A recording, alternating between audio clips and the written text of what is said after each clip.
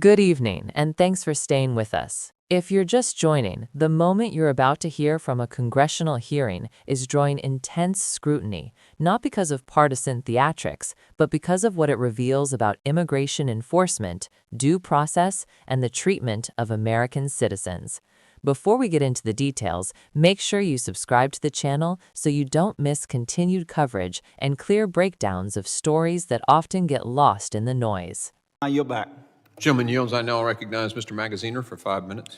Madam Secretary, on April 24th, a woman in Louisiana was deported along with her 7-year-old daughter and 4-year-old son, both of whom were U.S. citizens. The 4-year-old son had stage 4 cancer. Now, you just stated under oath that the mother consented to having her U.S. citizen children removed. But I have spoken with the attorney for that U.S. citizen child with stage 4 cancer. She has also made numerous statements to the press in which she stated unequivocally that at no time did the mother consent to her U.S. citizen children being removed. What evidence do you have to support your claim that she did consent?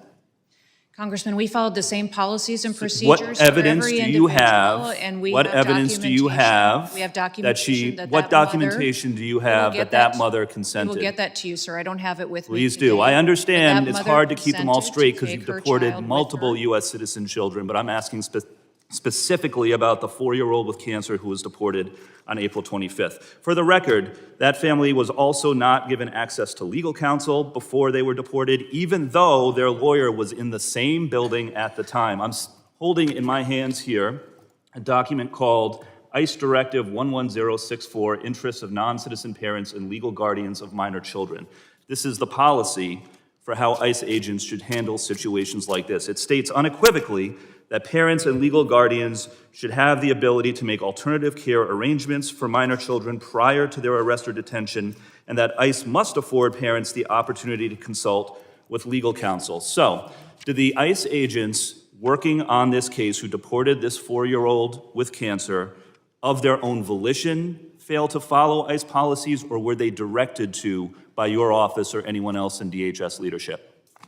Sir, this mother chose to keep her child with her. You have not produced any evidence to say so, but I'm asking again, have you directed DHS officers to ignore this It's policy? very different than the previous administration. The previous administration On March 15th, reclaiming my time, on March 15th, your department sent 3 airplanes to El Salvador. Those planes carried approximately 261 individuals who were imprisoned upon arrival. Did you personally review and approve the names of those 261 individuals before they were sent? Sir, we have deported and sent home Did thousands of individuals. Did you review the names of those individuals? And we have individuals that have the Why won't you answer the responsibility question? within the Department of Are you Homeland aware Security. of whether those 261 individuals were given the opportunity to speak with a lawyer or appear before a judge before they were put on those planes? Yes or no? Sir, every single individual followed the exact same process. They were not all given the opportunity to appear before a judge or speak with a lawyer. On April 7th, the Supreme Court ruled that detainees must have an opportunity to have a hearing before they are deported. Are you familiar with the April 7th Supreme Court ruling? I am. Can you assure us that in the future you will abide by that Supreme Court ruling to provide detainees with a hearing before they are We're deported? following all judges' orders. Yes, sir. I have a photograph here of André Hernandez Romero, a gay makeup artist from Venezuela. He fled Venezuela fearing gang violence because of his opposition to the Maduro dictatorship and his sexual orientation. He presented himself at a port of entry and requested asylum. His claim was found to be credible, and he was placed in detention to await a full hearing. But he never received a full hearing because you put him on one of those planes to El Salvador, where he still is today.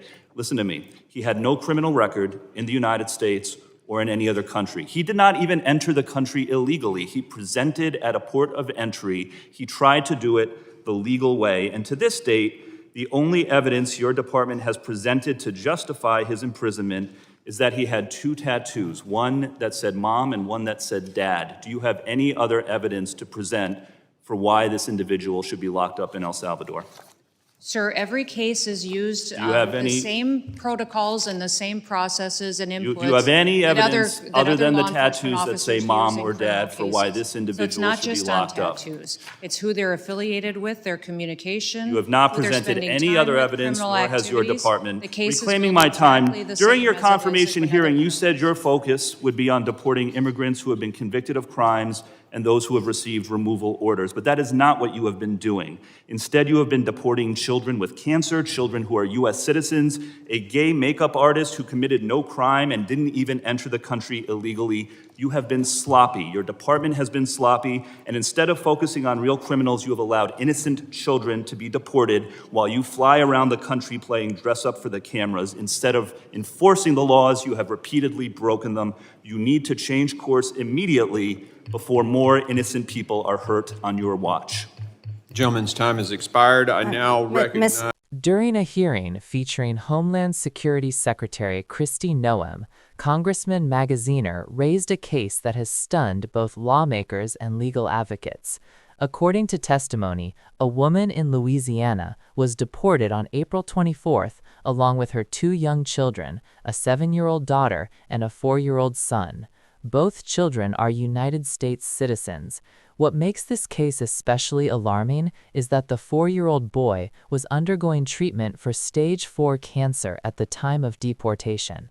Secretary Noem stated under oath that the mother consented to having her U.S. citizen children removed from the country with her. That claim immediately became the center of the exchange. Magaziner pushed back forcefully, saying he had personally spoken with the attorney representing the family, and that attorney has repeatedly stated, both to him and to the press, that the mother never gave consent for her children to be deported. If you're finding this hard to believe, you're not alone, and this is exactly why you should subscribe for ongoing, fact-based analysis as this story develops. What's important to understand here is that under U.S. law, American citizens, including children, cannot be deported.